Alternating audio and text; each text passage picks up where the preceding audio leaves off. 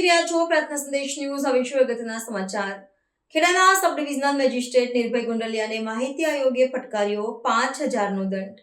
અરજદારે કચેરીનો સંપર્ક ન કર્યો એવું કૃત્ય ફરજ અને અધિકાર વિરુદ્ધનું આરટીએસ અપીલનો હુકમ મેળવવા માટે અરજદાર હેમંત પ્રભુદાસ પટેલ દ્વારા નડિયાદ એસડીએમ સમક્ષ એપ્રિલ 2025માં કરી હતી આરટીઆઈ. અરજી આપ્યા બાદ મે 2025 રેકોર્ડ ઉપલબ્ધ નથીનું પહેલું બહાનું ધર્યું. વિવાદીએ મે 2025ના માસમાં પ્રથમ અપીલ દાખલ કરી. પ્રથમ અપીલ અધિકારીએ જુલાઈ માસમાં 5 દિવસમાં આરટીઆઈની માહિતી આપવા આદેશ કર્યો, છતાં બીજી એપ્રિલ સુધી માહિતી અધિકારી એસડીએમ દ્વારા કોઈ પ્રત્યુત્તર આપવામાં ન આવ્યો.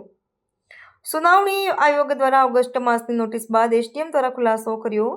માહિતી માંગનાર હેમંતભાઈ પ્રભુદાસભાઈ પટેલને 7 દિવસમાં માહિતી મેળવી લેવા જુલાઈ માસમાં જણાવાયું હતું.